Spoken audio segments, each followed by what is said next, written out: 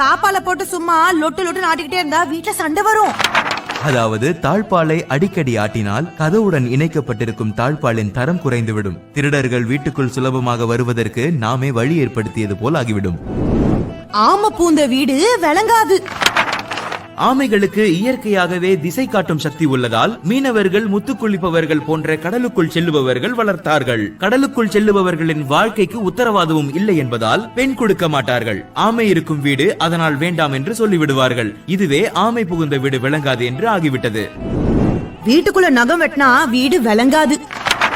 வெட்டி துண்டாகும் நகம் எங்காவது தெரித்து விழும். சமயங்களில் உணவுப் பொருட்களில் கூட கலக்க வாய்ப்புண்டு. காலில் கூட அது ஏறி வில்லங்கத்துக்கு வழிவகுத்து விடும். நகத்தை கடிச்சா தர்திரம். நகை இடுக்குகளில் உள்ள அழுக்கு வாய் வழியாக உடலுக்குள் சென்று பல்வேறு விதமான நோய்களுக்கு வழி ஏற்படுத்திவிடும். உச்சி வெயில்ல கிணறு எட்டி பார்க்க கூடாது.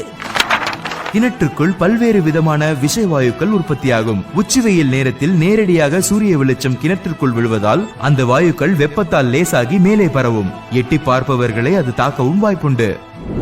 இருட்ட பிறகு குப்பையை வெளியே கொட்டினா உங்க வீட்டுல இருக்கிற லட்சுமி வெளியே போயிடும். வீட்டிற்குள் பகல் முழுவதும் நடமாடும் நாம் ஏதாவது சின்னஞ்சிறு நகை போன்ற பொருட்களை தவற விட்டிருந்தால் அது குப்பையில் சேர்ந்திருக்கும். இரவு நேரத்தில் அள்ளி தெருவில் கொட்டிவிட்டால் பிறகு அதை தேடி கண்டுபிடிப்பது மிகவும் சிரமம். வீட்டுல புறா வளர்க்க கூடாது. வளர்த்தா குடும்பம் அழிஞ்சிடும். புறா கழிவுகளின் வாசனை பாம்பை ஈர்க்க வல்லது. அதனால் அதை தேடி விஷப்பாம்புகள் வரும் வாய்ப்பும் உள்ளது. நைட்டு நேரத்துல கீரையை சாப்பிட்டா யமனை கூப்பிடுற மாதிரி. கீரை எளிதில் ஜீரணமாகாது. அதிலும் இரவில் சாப்பிட்டு படுத்தால் தேவையற்ற உடல் தொந்தரவுக்கு வழிவகுத்துவிடும். எனவே பகல் வேளைகளில் மட்டுமே அதை சாப்பிட வேண்டும். புளிய மரத்து கீழே தூங்குனா பேய் அடிக்கும். புளிய மரம் இரவில் அதிக கார்பன் டை ஆக்சைடு வாயுவை வெளியிடும். ஆக்சிஜனை உட்கொள்ளும் நாம் புளிய மரத்தின் அருகில் உறங்கினால் மூச்சு திணறல் கூட ஏற்படலாம். அந்த மூச்சு திணறலையே பேய் என்று கூறுவார்கள். முருங்கை மரத்தை வாசல்ல வச்சா வீடுக்கு ஆகாது.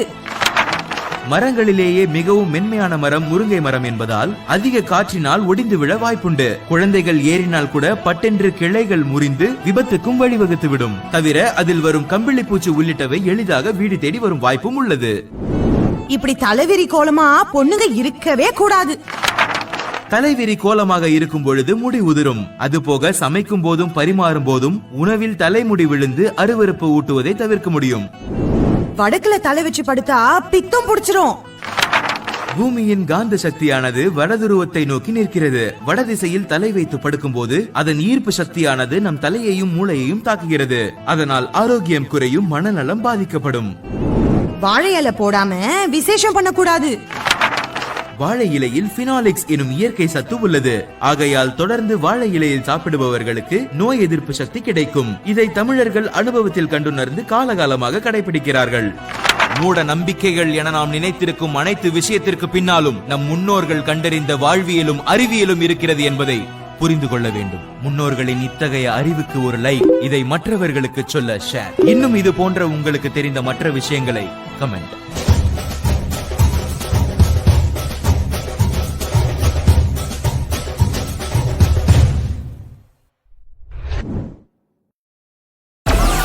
Download Moj.